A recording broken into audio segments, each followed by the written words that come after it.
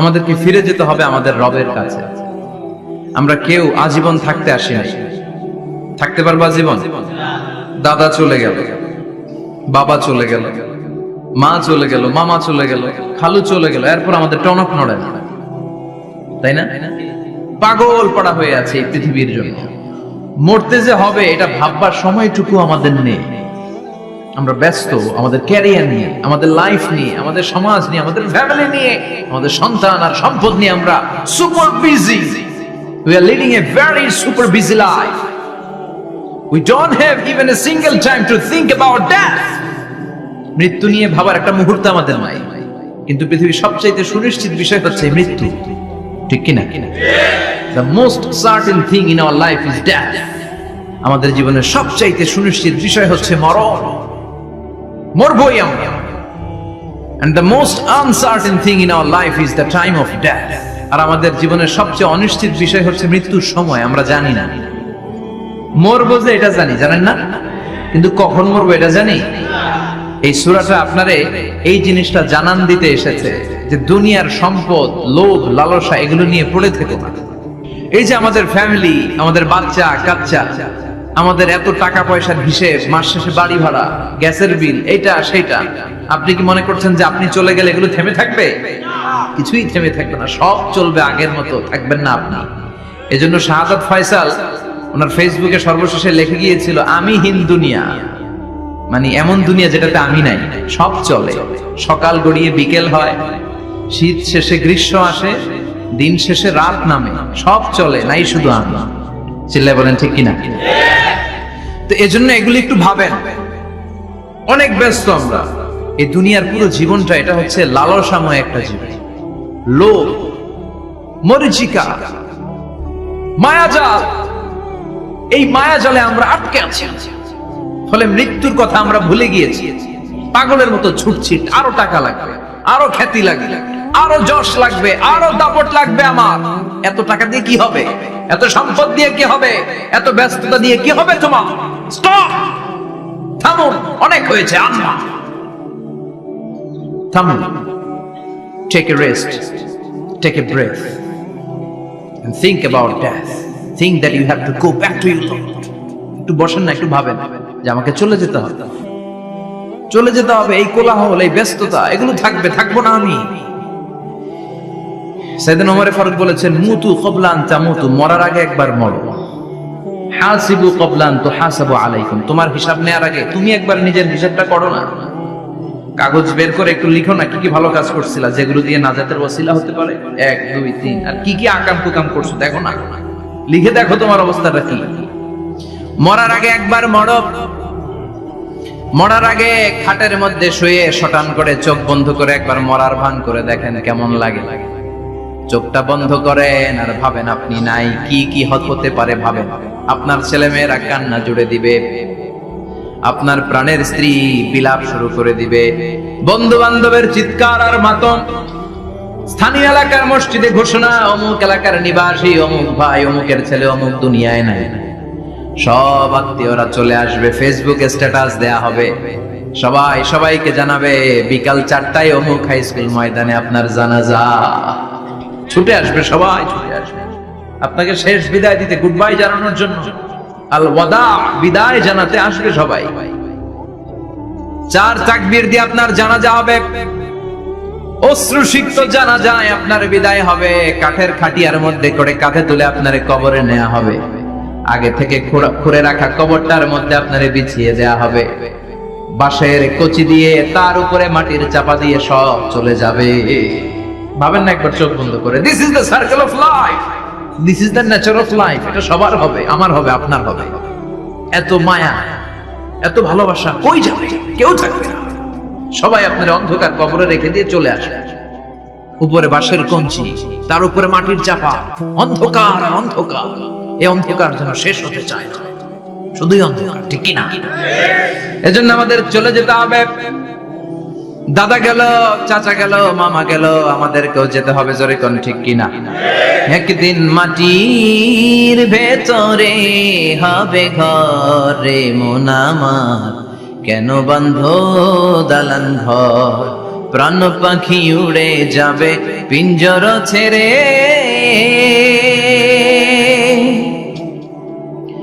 ধরা ধামে সবই রবে তুমি যাবে চলে, বন্ধু বান্ধব যত মাতা পিতা দ্বারা সুত সবই হবে তোমার পরে, মন আমার কেন বান্ধ দালান ঘর, একদিন মাটির ভেতরে হবে ঘরে, মন আমার কেন বান্ধ দালান ঘর। ঠিক কিনা? সব করে থাকবে, চলে যেতে হবে আমাদেরকে। এজন্য আখিরাতের কথা যেন আমাদের স্মরণ হয়। বিশ্বনবী বলতেন, নাহাইতুকুমান জিয়ারাতুল কবুর, আমি তোমাদেরকে কবর জিয়ারত করতে আগে নিষেধ করতাম, কিন্তু এখন নিষেধাজ্ঞা প্রত্যাহার করে নিলাম। এখন সব সময় তোমরা কবরের সামনে যাবা আর জিয়ারত করবা। কবরস্থানে জানতো বড়ুয়া কৃষ্ণপুরের এই গ্রামের কবরস্থান আছে কোন দিকে? পূর্ব দিকে আছে, গোখরার জলের ওদিকে। যান আপনারা, একটু যাবেন, একটু গেলে আখিরাতের কথাটা স্মরণ হবে। ওখানে ছোট শিশুরা শুয়ে আছে, কিশোর যুবকরা আছে, আপনার মতো তাগড়া যুবক মুরব্বীরা আছে। এরা এই এলাকায় থাকতো, এরা আকাশ থেকে নেমে আসে না, এই এলাকার সন্তান আজ নাই। একটা সার্টেন পিরিয়ড শেষে আপনিও থাকবেন না। This is the nature of life, this is the circle of life. ছোট্ট শিশু হয়ে এসেছিলেন, শৈশব, কৈশোর, যৌবন, প্রৌঢ়ত্ব। আগে ছিলেন সিঙ্গেল, বিয়ে করে হয়ে গেলেন ডবল। এরপরে আল্লাহ আপনাকে একটা মেয়ে দিল, এরপরে মেয়েকে বিয়ে দিয়ে শ্বশুর হলেন, এরপরে ওই মেয়ের ঘরে সন্তান হতে নানা হলেন। আর কতদিন? অনেক দিন হলো তো, অনেক লম্বা সময় পেয়েছেন আপনি। Think about that. এবার যাওয়ার কথা ভাবেন, আখিরাতের সামানের কথা ভাবেন, ফিরে যেতে হবে। কি শক্তিশালী যুবক, বার্ধক্য চলে আসলে লাঠি ছাড়া চলতে পারে না। কুচকুচে কালো দাড়ি সাদা হয়ে যায়, দাড়ির শুভ্রতা, বয়সের ভার, রং ধরা যৌবন জং ধরে শেষ। ঠিক কি না? This is the circle of life. যুবক ভাইরা, এটাই জীবন, চলে যেতে হবে, কেউ থাকতে পারবে না। ঠিক কি না? এটা রিমাইন্ডার আল্লাহ এই সূরার ভিতরে দিয়েছেন যে তোমাদেরকে ফিরে যেতে হবে। এই লোভ লালসা ছেড়ে দাও। রব্বুল আলামিন বলেন, আল্লাকুমুত তাকাসুরু হাত্তা যুরতুমুল মাকাবির।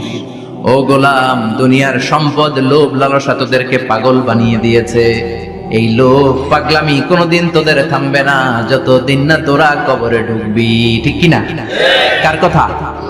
আল্লাহ বললেন, দুনিয়ার সম্পদ আর লোভ আর মোহে তোমরা গাফেল হয়ে গিয়েছো।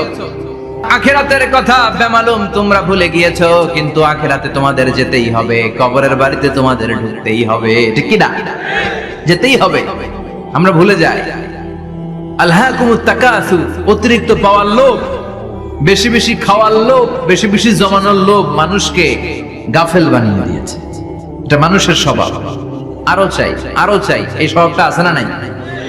দেখবেন ছোট বাচ্চারা মসজিদের দোয়া অনুষ্ঠান শেষে জিলাপি দেয় না? বড়ুয়া কৃষ্ণপুর কি দেয়? আগে বাতাসা দিত না, এখন কি দেয়? জিলাপি দেয়, মিষ্টি দেয়। তো মসজিদের 2-3 গেট থেকে যদি দেয়, ছোট বাচ্চারা দেখবেন এদিক দিয়ে কয়েকটা নিয়ে আবার ওই গেটে লাইন ধরে। ওর হাত হলো ছোট হাত, ওর হাত ভর্তি জিলাপি, আর নেওয়ার জায়গা নেই, এরপর আরেক জায়গায় লাইন ধরছে। আরো লাগবে, আরো লাগবে, এই আরো আরো আরো চাই। এই স্বভাবটাই মানুষকে কুড়ে কুড়ে শেষ করে দিয়েছে। এত লাগবে কেন? তোমার চাহিদার কোনো শেষ নাই। Unlimited demand of human being. যার আছে বেশি তার চাই বেশি। যার সাইকেল আছে তার হুন্ডা চাই, হুন্ডা আছে তো প্রাইভেট কার চাই, প্রাইভেট কার আছে তো প্লেন চাই, প্লেন আছে তো হেলিকপ্টার চাই, হেলিকপ্টার আছে তো ওইটা চাই, ওইটা আছে তো সেটা চাই। ঠিক কি না? এলাকার মেম্বার যে হয়েছে চেয়ারম্যান হতে চায়, আছে না নাই? চেয়ারম্যান সাহেব এমপি হতে চায়, আছে না নাই? এমপি সাহেব মন্ত্রী হতে চায়, আছে না নাই? মন্ত্রী সাহেব প্রধানমন্ত্রী হতে চায়, আছে না নাই? কিন্তু এই দেশে সুযোগ নাই। কথা কয়, 2-3 জনের বাইরে কেউ প্রধানমন্ত্রী হইতে পারবি না। ঠিক কি না? আমার এই জীবনে তো আমি 2-3 জনই দেখলাম। বেগম খালেদা জিয়া, মাননীয় প্রধানমন্ত্রী শেখ হাসিনার ছোট্টবেলা দেখেছি এর সাথে। আমরা তখন ছোট।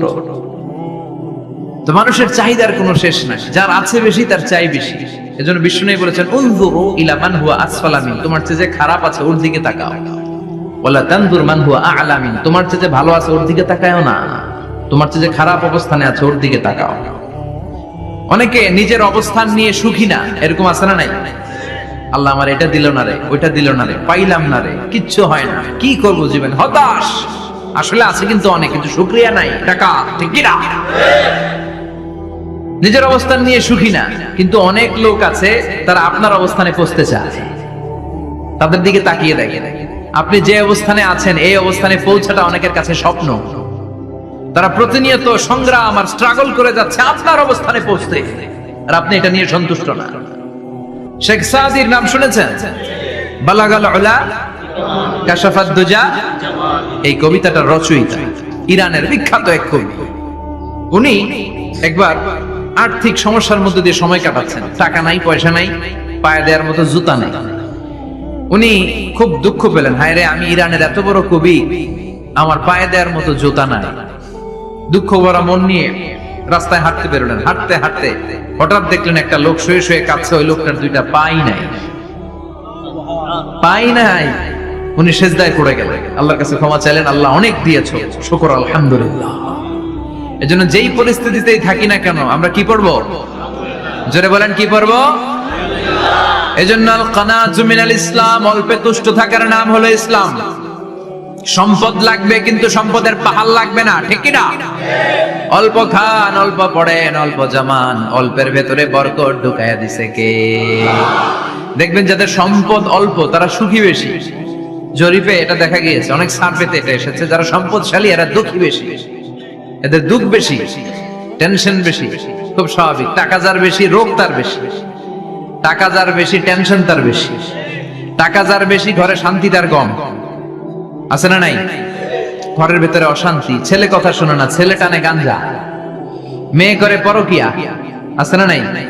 স্ত্রী কথা শোনে না, ভালোবাসা নাই, ঘরটা জাহান্নামের টুকরা।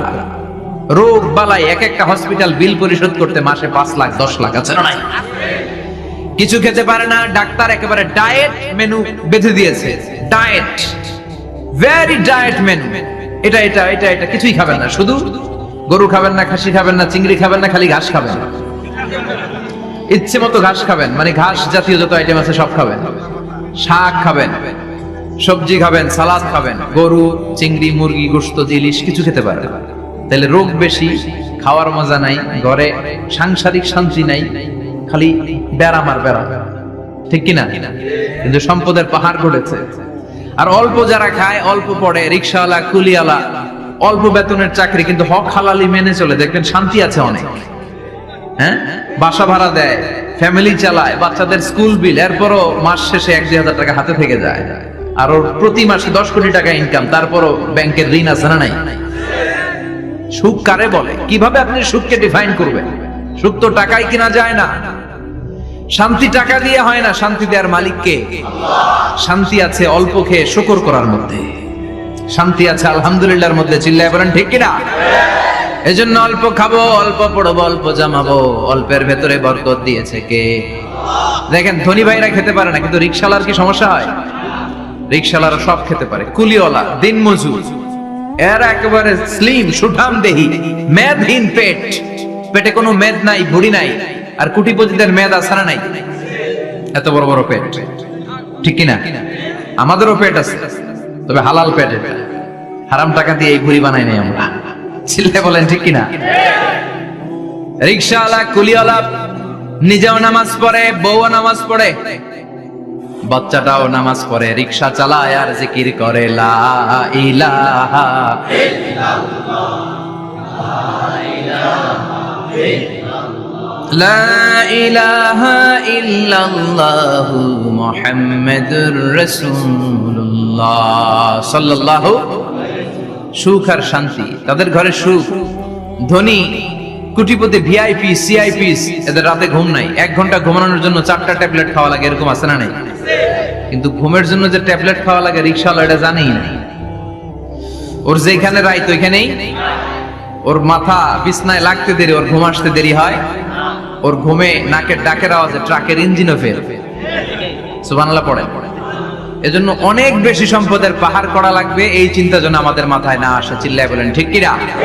এজন্য রব্বুল আলামিন বলেন আলহাকুমুত তাকাসুরু হাত্তা যুরতুমুল মাকাবির। বেশি বেশি সম্পদ উপার্জনের আকাঙ্ক্ষা তোমাদেরকে আখিরাত থেকে গাফেল বানিয়েছে। এই গাফলতি কঠিন কালেও তোমাদের কমবে না যতক্ষণ না তোমরা কবরে ঢুকবা। হাত্তা যুরতুমুল মাকাবির, মাকবারাতুনের প্লুরাল মাকাবির, যতক্ষণ না কবরে না ঢুকবা, কবরস্থান তোমার আবাসস্থল না হবে, ততক্ষণ পর্যন্ত এই চাই চাই মানসিকতা কমবে। মানুষের স্বভাব হলো আরো চাই, আরো চাই, আরো চাই করে। ফকিরেরা কারা? আল্লাহ বললেন তোরা সব ফকিরনি। তোরা কি? ইয়া আইয়ুহান নাসু আনতুমুল ফুকারাউ ইলাল্লাহ ওয়াল্লাহু হুয়াল গানিয়ুল হামিদ। সুবহানাল্লাহ পড়েন। আল্লাহ ডেকে বললেন গোলাম আনতুমুল ফুকারা ইলাল্লাহ, তোমরা সবাই ফকির, ধনী হলো একজন, তিনি কে? আল্লাহ শুধু ধনী, আর মানুষের স্বভাব হচ্ছে আরো চাই, আরো চাই। ওর 2 তলা বিল্ডিং, আমার 3 তলা লাগবে। ওর 2টা গাড়ি আছে, আমার 3টা লাগবে। আছে না নাই? বিশ্বনবী বললেন কিয়ামতের আগ দিয়ে মানুষের মধ্যে আকাঙ্ক্ষায় প্রতিযোগিতা বেড়ে যাবে, প্রতিযোগিতামূলক টেন্ডেন্সি। কার চেয়ে কে বড় হতে পারে, কার চেয়ে কে বেশি টাকার পাহাড় বানাতে পারে। আছে না নাই? বিশ্বনবী বললেন ওয়া আনতারাল হুফাতাল উরাতাল আলাতা রিয়া আশ-শাইয়াতা তাওয়ালুনা ফিল বুনিয়ান। কিয়ামতের আগে এমন কিছু লোক যাদের গায়ে দেওয়ার মতো জামা ছিল না, পায়ে দেওয়ার মতো জুতা ছিল না, পেটে দেওয়ার মতো খাবার ছিল না, সমাজের কেউ তাদেরকে চিনতো না। হঠাৎ করে এই লোকগুলো ধনী হয়ে যাবে। And they will start to construct, they will compete to construct high rises building in the cities. শহরে গ্রামে এরা বড় বড় বিল্ডিং বানানো শুরু করবে। এই উঁচা উঁচা বিল্ডিং আমাদের সমাজে আছে না নাই? কৃষ্ণপুরে 2 তলা 3 তলা বিল্ডিং আছে না? আছে। আজ থেকে 20 বছর আগে ছিল। আমি তো 20 বছর আগে যখন আসছি কিছুই ছিল না, খালি পানি আর পানি। আর এখন 2 তলা 3 তলার অভাব। এই যে বিল্ডিং বানানোর প্রতিযোগিতা, কুমিল্লা শহরে আজ থেকে 20-25 বছর আগে 5 তলা 6 তলা একটা বিল্ডিং ছিল, এখন 10 তলা 20 তলা। আছে না নাই? ঢাকায় আজ থেকে 20 বছর আগে 10 তলা বিল্ডিং খুঁজে পাইতেন আপনি? নাই। গোটা বিশ্বব্যাপী এখন টাওয়ার বানানোর প্রতিযোগিতা। বিশ্বনবী বললেন এদের কোনো টাকা ছিল না। পৃথিবীর সবচেয়ে বড় টাওয়ার এখন আরব দেশে, এদের কোনো টাকা ছিল না। আরব দেশের সৌদি আরব, কাতার, কুয়েত, বাহরাইন এখন স্বর্ণ আর তেলের খনি পেয়ে আল্লাহরে ভুলে যায়। এদের খাওয়ার মতো কিছু ছিল না। এদেরকে আমার দাদারে শুনতাম বলতো কাবলিওয়ালা বলতো। কি বলতো? এদেশে আসতো জায়নামাজ, তসবিহ ছড়া, খেজুর টেজুর বিক্রি করার জন্য। এরা জেলে পাড়ার লোক ছিল। আরব সাগরের তীরবর্তী এলাকার মানুষ, সাগরের মাছ মেরে এরা জীবন ধারণ করতো। আল্লাহ এদেরকে তেলের খনি দিলেন, গ্যাসের খনি দিলেন, এখন তারা বড় বড় টাওয়ার বানায়। আছে না নাই?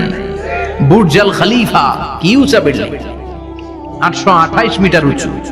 জেদ্দা আছে 1000 মিটার উঁচু কিংডম টাওয়ার। তাইওয়ানে আছে তাইপেডাং টাওয়ার 101 তলা।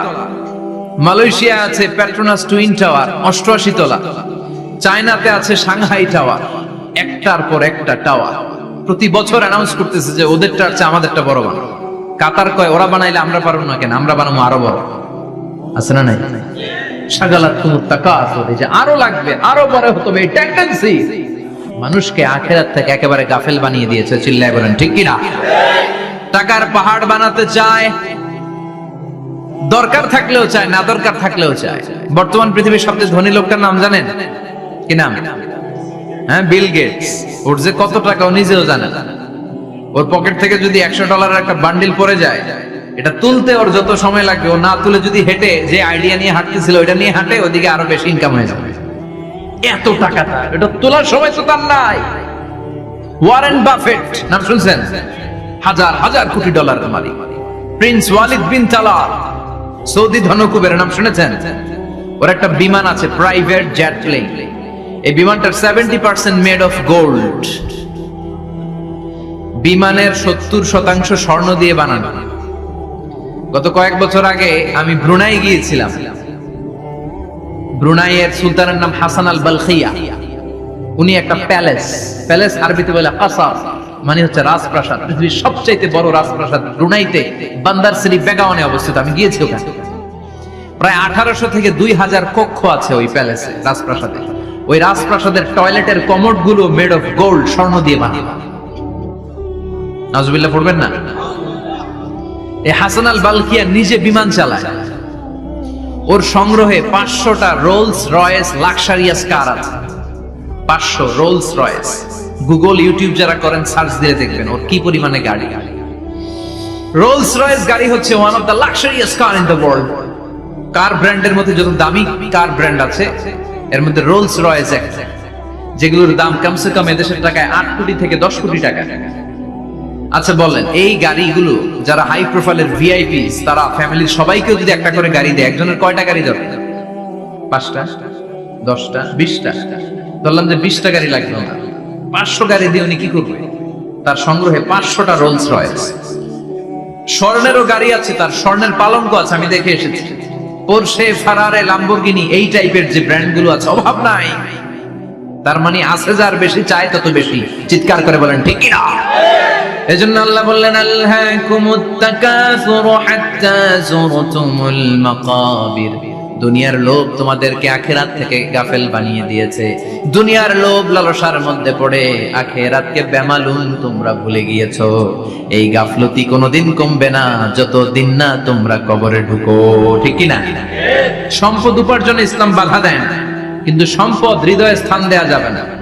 সম্পদ উপার্জন করতে হবে, খরচ করে ফেলতে হবে।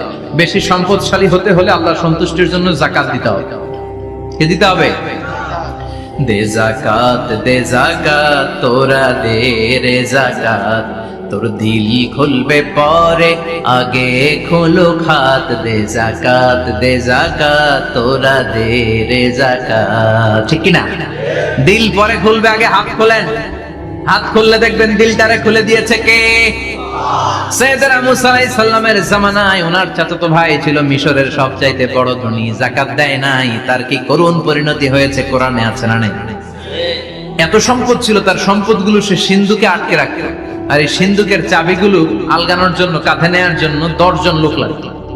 সিন্ধুক কাঁধে নেওয়ার জন্য, সিন্ধুকের চাবির গোছা কাঁধে নেওয়ার জন্য কয়জন? তাহলে কি পরিমাণ সম্পদ ছিল? সাইয়েদনা মুসা বললেন, সম্পদের মালিক তুই হস নাই, আল্লাহ বানাইছে। কারণ বলে ইন্নামা উতিতুহু আলা ইলমিন ইনদি, আল্লাহ আমারে সম্পদ দেয় নাই, আমি আমার মেধা খাটিয়ে সম্পদ বানিয়েছি। যাকাত আমি দেব না। মুসা বললেন তাহলে আযাবে পড়বি, কারণ কই পারলে আযাব আনো, পারলে আযাব আনো। আল্লাহ বললেন ফাখাসাফনা বিহি ওয়া বিদারহিল আরদ, ও মুসা নিরাপদ দূরত্বে চলে যাও, এখনই ভয়ঙ্কর ভূমিকম্প হবে, আযাব দেব। কারণ সহ কারণের সব সম্পদ আমি জমিনের ভেতরে ঢুকায়া দেব। আমি নিজে কারণের বাড়ি দেখে এসেছি। মিশরের রাজধানী কায়রো থেকে প্রায় 150 কিলো দূর একটা জেলা আছে, ফায়ুম জেলা। ওইখানে কারুনকে আল্লাহ তার সব সম্পত্তি সহ মাটিতে দাবিয়ে দিয়েছে। দাবাতে দাবাতে হাঁটু পর্যন্ত যখন কারুন জমিনে দেবে যায়, ভাবছে উঠে যাবে। কোমর পর্যন্ত যখন মাটির মধ্যে দেবে যায়, ভাবছে উঠতে পারবে। গলা পর্যন্ত যখন দেবে যায়, হাত তুলা কয় আমি ঈমান আনলাম। ও মুসা, সব সম্পদ তোর, আর তোর আল্লাহর লইয়া যা, খালি আমারে বাঁচা, আমারে। সব গাদ্দারদের একই পরিণতি। ফেরাউনরেও যখন আল্লাহ লোহিত সাগরে পানি খাওয়াতে খাওয়াতে পেটটা এত বড়, হাত তুলা কয় আনা মিনাল মুসলিমিন, আমি মুসলমান, আমি ভালো মানুষ। আল্লাহর কোরআন সাক্ষী, সে বলেছে আনা মিনাল বনি ইসরাইলরা যে আল্লাহরে মানে, আমিও তারে মানি, আমিও আল্লাহর দলের একনিষ্ঠ কর্মী। আর পানি খাইতে পারি না, আল্লাহ বাঁচাও। আল্লাহকে আরো খা। শেষ, ফেরাউন শেষ, নমরুদ শেষ, কারুন শেষ। পুরো সম্পদ সহ আল্লাহ কারুনকে জামিনের ভেতরে দাবিয়ে দিলেন। এজন্য সম্পদ যাদের বেশি, যাকাত দেওয়ার দরকার আছে না নাই? দারিদ্রতা বিমোচনের জন্য যাকাত দিবেন। যাকাতের শাড়ি লুঙ্গি এইভাবে না, অনেকে কিন্তু দেয় যাকাতের শাড়ি, যাকাতের লুঙ্গি, যাকাতের গামছা, এরকম ডাকাইত আছে না নাই? বাংলাদেশে এমনও হয়েছে জাকাতের শাড়ি দিবে বলে সে পত্রিকায় নিউজ করেছে, আর ওই শাড়ি আনার জন্য শাড়ি দিবে 5000, মানুষ এসেছে 5 লক্ষ। পদপৃষ্ঠ হয়ে 11 জন নারী এক জায়গায় মারা গিয়েছে। কিয়ামতের দিন আল্লাহ বিচারের কাঠগড়ায় এই বিজনেস ম্যাগনেটকে দাঁড়িয়ে সেদিন জিজ্ঞাসা করবে যে কেন কি এদেরকে কষ্ট দিয়েছিলে? চিল্লা এখন ঠিক কিনা? এদের মৃত্যুর দায়ভার এই শিল্পপতি এড়াতে পারবে না। যাকাতের শাড়ি, যাকাতের লুঙ্গি বিতরণের জন্য আল্লাহ তোমারে ধনী বানায় নাই। ধনীদের দায়িত্ব হলো গরিবের হাতে সম্পদ পৌঁছে দেয়া। ওয়া ফি আমওয়ালিহিম হাক্কুন লিসাইলি ওয়াল মাহরুম, গরিব আমার কাছ থেকে সম্পদ আর যাকাত নিয়ে সে আমার প্রতি করুণা করেছে, আমি যাকাত দেই বলে আমি কোনো দয়া দেখাই নাই। কথা বুঝতে পেরেছেন? আইডিয়াটা ক্লিয়ার করে নেন। যাকাত দেয়া আমার জন্য কি? কথা বলেন, ফরজ। আর যে যাকাত নেয় তার জন্য যাকাত খাওয়া কি ফরজ? আমি গরিব মানুষ, আমি যাকাত খাবো না, না খেয়ে থাকুন, রোজা রাখুন। কথা কন, আমার যে যাকাত নেওয়া লাগবে এমন কোনো কথা নেই, কিন্তু আমি যে ধনী আমার দিতেই হবে, এটা ফরজ। তার মানে আমি দিয়ে আমি দয়া করি নাই, ও নিয়ে আমারে বাঁচাইয়া দয়া করে গেছে। চিৎকার করে বলো ঠিক কিনা? ইসলাম বলে রাস্তার এক পাশে পাঁচতলা আর এক পাশে গাছতলা, এটার নাম ইসলাম না। ওফি আমওয়ালিহিম হাক্কুন লিসাইলি ওয়াল মাহরুম, খেটে খাওয়া মানুষ, সুবিধা বঞ্চিত মানুষদের দ্বারে যে তুমি যাকাতের টাকা পৌঁছে দাও। যাকাতকে ফরজ করা হয়েছে দারিদ্রতা বিমোচনের জন্য। আপনি শাড়ি লুঙ্গি দিলে কি হবে? ওরে শাড়ি দিচ্ছেন দুপুরে, রাত্রে বেলা ও আরেক জায়গায় লাইন ধরে আছে, বিরিয়ানির প্যাকেট দিতেছে ওইখানে। কথা কন, সারাটা বছর ও যাকাতের টাকা নেবে, ওর কিচ্ছু হবে না। বরং এমন কিছু তাকে করে দিতে হবে যেটা দিয়ে সে ফ্যামিলি লিড করতে পারে। একটা সিএনজি কিনে দেন, ওই ফ্যামিলিতে কোনো যুবক থাকলে সিএনজি চালায়া, অটো চালায়া ফ্যামিলিটারে চালা। একটা টঙের দোকান করে দেন, চায়ের দোকান, চা বিক্রি করে ফ্যামিলিটারে চালাবে। অস্ট্রেলিয়ান একটা গাই কিনে দেন, গরুর দুধ বিক্রি করে তার ফ্যামিলি চলবে। কিংবা মাছের একটা খামার করে দেন, মুরগির খামার করে দেন, ঠিক কিনা? ওমরে ফারুক বলতেন এমন ভাবে যাকাত দাও যাতে করে যাকে যাকাত দিয়েছে জীবনে কোনোদিন সেজন্য আর কারো কাছে যে হাত পেতে যাকাতের জন্য দাঁড়িয়ে না থাকে। এই বিধানটা কার? এজন্য আল্লাহ বললেন আলহাকুমুত তাকাসুরু হাত্তা যুরতুমুল মাকাবির, দুনিয়ার লোভ লালসা তোমাদের কমবে না যতদিন না তোমরা কবরে ঢুকো। কার কথা? চিল্লায় বলেন কার? এজন্য দুনিয়ার প্রতি যে আমাদের লোভ, এটা কি বাড়াইতে হবে না কমাইতে হবে? এই দুনিয়ার জীবন এটা ক্ষণিকের। আমাল হায়াতুদ দুনিয়া ইল্লা মাতাউল গুরুর, এটা ভোগের সামগ্রী, আজ আছে কাল না, এটা হাতের ময়লা। দুনিয়ার এই জীবনের দৃষ্টান্ত হচ্ছে চারটা স্বর্ণের টুকরা আর তিনটা লাশের মতো। স্বর্ণের টুকরা চারটা, চিৎকার করে বলেন তো কয়টা? লাশ তিনটা, জোরে বলেন কয়টা? অনেক অনেক আগের যুগের তিনজন যুবক জীবিকার তাগিদে তারা বের হয়েছে কর্মসংস্থান করে খাবে। প্রতিমধ্যে তারা গুপ্তধন পেয়েছে, স্বর্ণের বার পেয়েছে, তো বড় বড় চারটা পেয়ে তারা মহা খুশি। আমাদের আর কাজ করা লাগবে না, এগুলো বেচে আজীবন খাবো, সুখে থাকবো। তো তিনজন মিলে বললো চারটা স্বর্ণের টুকরা তিনজনের মধ্যে ভাগ করে দেওয়ার আগে একজন এক কাজ কর, বাজার থেকে কিছু রুটি নিয়ে আয়, খুব ক্ষুধা লেগেছে, খেয়ে নে। একজন রে রুটি আনতে পাঠিয়ে দুইজন মিলে ভাবে ওইটারে যদি মেরে ফেলতে পারি তাহলে তো তোর আর আমার মধ্যে কোনো ঝামেলা নাই। স্বর্ণের টুকরা কয়টা? তুই নিবি দুইটা, আমি নেব দুইটা। আর যেটারে রুটি আনতে পাঠাইছে ওইটা মনে মনে ভাবতেছে রুটির মধ্যে বিষ মিশাই নিয়ে যাবে। কি মিশাবো? বিষ খাইয়া ওটা শেষ, সবগুলো আমার। তো বিষ মিশায় নিয়ে আসছে, আর আগের পরিকল্পনা অনুযায়ী এই দুইজন মিলে তাকে নৃশংসভাবে হত্যা করেছে। হত্যার পরে কয় প্রচন্ড ক্ষুধা লাগছিল, আগে খাইয়া লই। দুইজন মিলে বাজার থেকে আনা বিষ মাখানো রুটি খেয়ে ওই দুইটাও শেষ। স্বর্ণের জায়গায় স্বর্ণ পড়ে আছে, স্বর্ণগুলো নেয়ার মতো মানুষ আর নাই, ঠিক কিনা? এজন্য মানুষের এই চাহিদা কমবে না। বিষ্ণু বলেন লাউ আন্না লিকুল্লি ইবনে আদম ওয়াদিয়ান মিন যাহাব আহাব্বা আই ইয়াকুনা ইলাইহি ওয়াদিয়ান, আল্লাহ প্রত্যেককে, আমাদের প্রত্যেককে যদি একটা করে স্বর্ণের পাহাড়ের মালিক বানিয়ে দেয়। কয়টা করে পাহাড় দেখছেন কোনদিন? কই দেখছেন? চিটাং গেছিলেন? এই চট্টগ্রামে গেলে দেখা যায় কি পাহাড়। এই একটা পাহাড় স্বর্ণের, এক একটা স্বর্ণের পাহাড়ের মালিক যদি আমাদের এক একজনকে বানায় দেওয়া হয়, এরপর আমরা চাবো আরেকটা স্বর্ণের পাহাড়ের মালিক কেমন করে হওয়া যায়। আচ্ছা বলেন তো, একটা স্বর্ণের পাহাড় আমার 14 পুরুষ বিক্রি করে খাইলেও শেষ করতে পারবো এটা? তো আরেকটা কেন লাগবে আমার? ওয়ালা ইয়ামলা আফাহু ইল্লা তুরাব, বিষ্ণু বলেন কবরের মাটি যতক্ষণ না তোর মুখে না ঢুকবে তোর এই চাওয়া চাওয়া খাই খাই সব বন্ধ হবে না। এজন্য আল্লাহ বললেন আলহাকুমুত তাকাসুরু হাত্তা যুরতুমুল মাকাবির, দুনিয়া তোমাদেরকে গাফেল বানিয়ে দিয়েছে, গাফলতি কমবে না যতদিন না কবরে ঢুকো। কবরে ঢুকা লাগবে, কবরে ঢুকা লাগবে না? কবরে আমাদেরকে যেতেই হবে, যেখানেই থাকেন। কবরের প্রশ্ন আছে না নাই? অনেকে বলে হুজুর বিমান হামলায় মারা গিয়েছে, বিমান জ্বলে পুড়ে ছাই হয়ে গিয়েছে, তার কবর কোথায়? তার আত্মাটা যেখানে আছে ওই জায়গায় প্রশ্ন আছে না নাই? অনেকে বলে হুজুর সাগরের মধ্যে পড়ে মারা গিয়েছে, তিমি মাছ খেয়ে ফেলেছে, তার কোনো অস্তিত্ব নাই, কিন্তু তার রুহুটা আছে না নাই? প্রতিটা রুহু সংরক্ষণ করে কে? প্রত্যেকটা আত্মা আল্লাহর কাছে সংরক্ষিত থাকে। প্রতিটা রুহু, প্রতিটা মানুষ মালাকুল মাউতকে দেখতে পায়। আপনিও দেখবেন, আমিও দেখব। মুমিনদের কাছে এসে মালাকুল মাউত একজন যুবকের বেশে সাদা ধবধবে জুব্বা পরে সুগন্ধি মেখে মুমূর্ষু ব্যক্তির শিয়রে বসে বলে, ইয়া আইয়াতুহান নাফসুল মুতমাইন্না, হে প্রশান্ত আত্মা, উখরুজি ইলা মাগফিরাতিল্লাহি ওয়া রিদওয়ানি, আল্লাহর ক্ষমা আর দয়ার দিকে বের হয়ে আসে। বলা মাত্রই মুমিনের আত্মাটা স্মুথলি বের হয়ে আসে। কাফান মিন আকফানিল জান্নাহ, হানুত মিন হানুতিল জান্নাহ, জান্নাত থেকে আনা সুগন্ধি কাফনের মধ্যে পেঁচিয়ে তিনি রূহটাকে নিয়ে ইল্লিনে চলে যায়। সরাসরি দেখে মালাকুল মাউত। আর যারা ইসলাম বিরোধী, কোরআন বিরোধী, তাদের সামনে এসে মালাকুল মাউত ত্রাস সৃষ্টি করে। আগে ধমক। হাইওয়েতে মাঝে মাঝে ডাকাতি হয় না? বাসগুলোর মধ্যে যখন ডাকাতি হয়, বাসে থাকে 50 জন, ডাকাত ঢুকে 5 জন, এই 5 জনের ভয়ে সবগুলো পেশাব করে দেয়। কারণ ত্রাস সৃষ্টি করে। এসেই চাইনিজ কুড়াল দিয়ে আগে কুবায় দেয় 4-5 জন। রক্ত দেখে কি দেওয়ার সব আগে রেডি করে রাখে। মালাকুল মাউত এসে কাফের, নাস্তিক, মুশরিকদের সামনে সেরকম একটা ত্রাস সৃষ্টি করে। ভয়ে লোকটা কাঁপতে থাকে।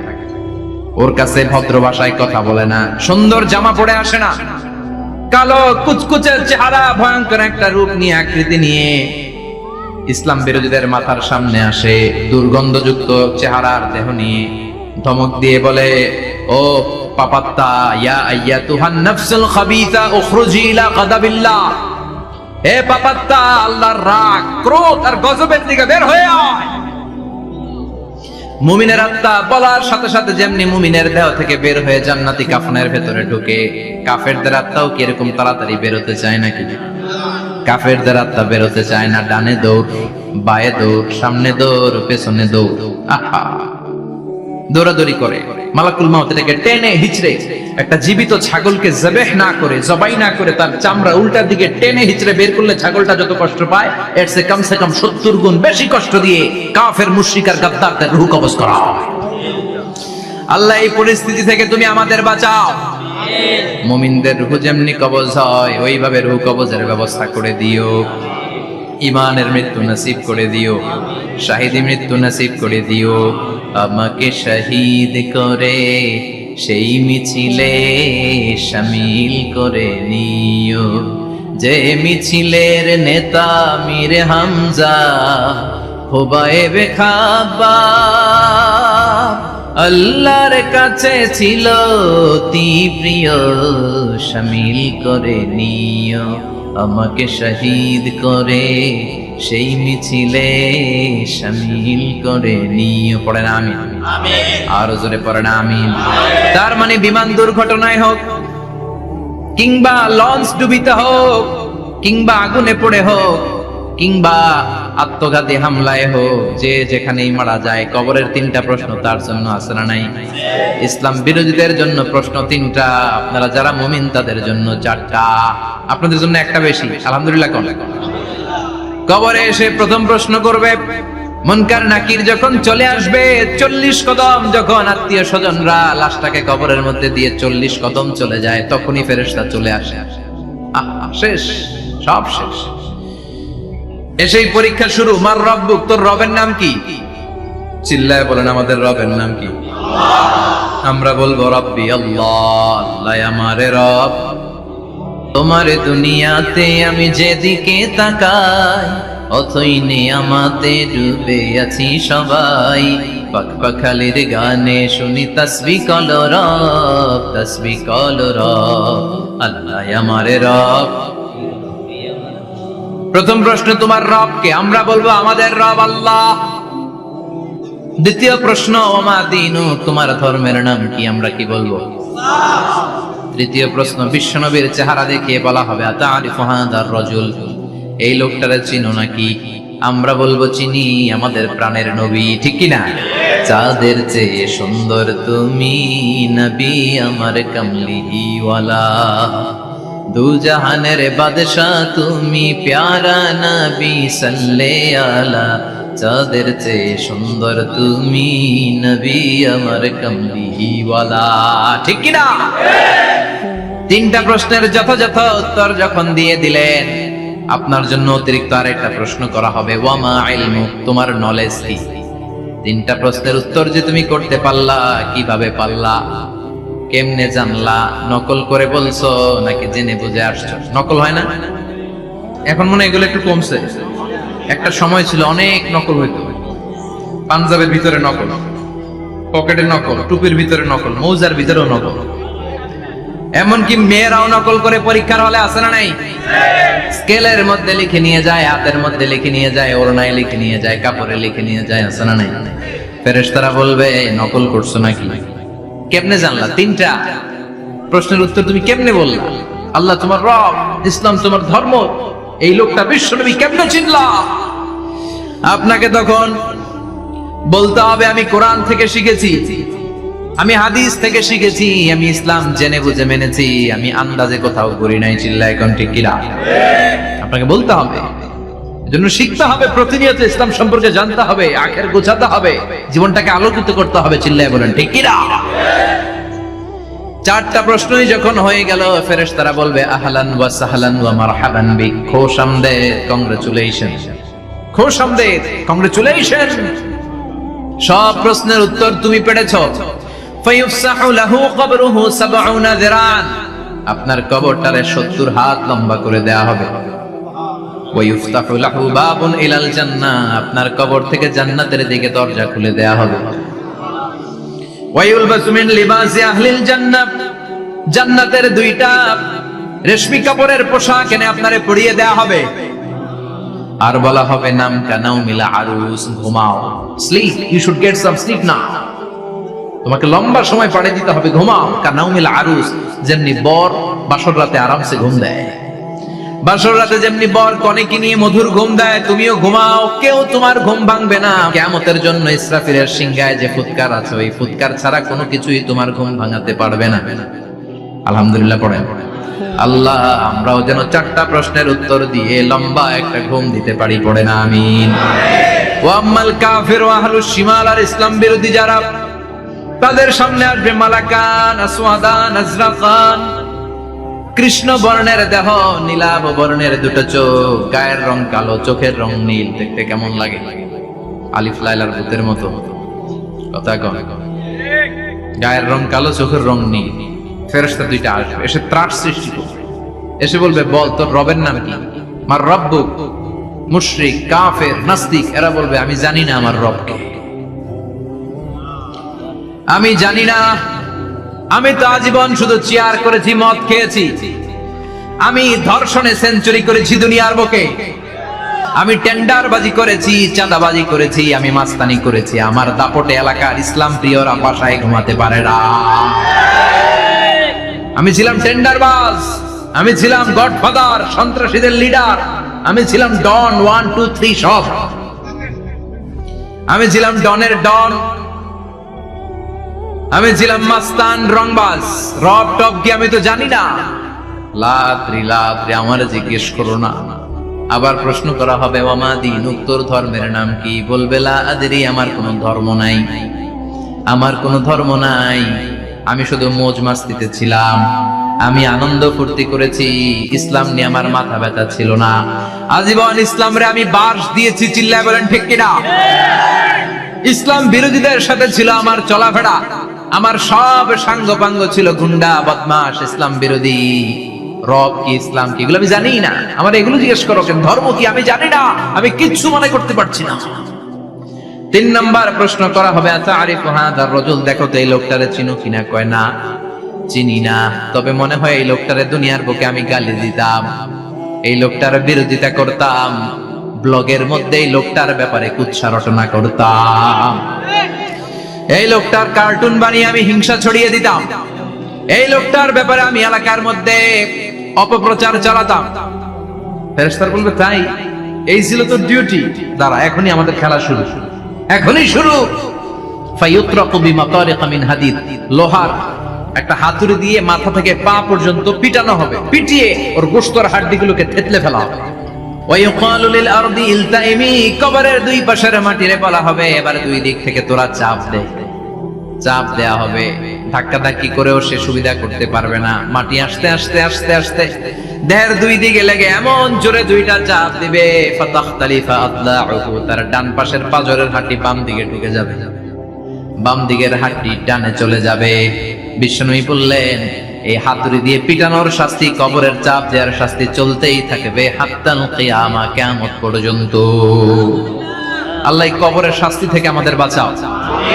আমরা এই আযাব পেতে চাই না, আমরা যেন ঠিকভাবে কবরের 4টা প্রশ্নের উত্তর করে দিয়ে লম্বা ঘুম দিতে পারি। আল্লাহ তুমি তৌফিক দাও। এজন্য আল্লাহ বললেন, গোলাম দুনিয়া নিয়ে পাগল হয়ে থেকো না। এই দুনিয়ার জীবন আসল জীবন নয়, আসল জীবন হলো কবরের জীবন। জোরে বলেন ঠিক কিনা? এই জন্য মাঝে মাঝে কবরে যাবেন, কবরস্থানে দাঁড়িয়ে চিন্তা করবেন এই জায়গায় আমারও আসতে হবে। দিন যাবে, রাত আসবে, বৃষ্টি হবে, শীত আসবে, কেউ আমার দেখতে আসবে না।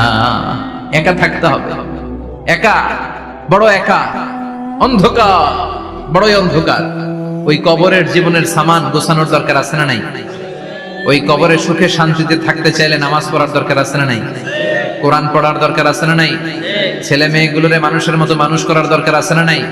আজকে যিনি উপস্থাপক চমৎকার কথা বললো, আমরা যেন মাদককে না বলি, আমরা যেন ফ্যান্সি ডিলকে না বলি, আমরা যেন ইসলামের পক্ষে থাকি, আমরা ইসলামের কোন বিপক্ষে শক্তির সাথে যেন হাত না মিলা। সব সময় যেন আমরা কোরআনের পক্ষে থাকি, ইসলামের পক্ষে থাকি। 5 ওয়াক্ত সালাত গুলো যেন জামাতের সাথে আদায় করি, আব্বা আম্মার যেন খেদমত করি, আর বিনয়ী মানুষ যেন হতে পারে। ঠিক কিনা? আল্লাহ আমাদের সবাইকে কথাগুলো বুঝে আর আমল করার তৌফিক দান করুন।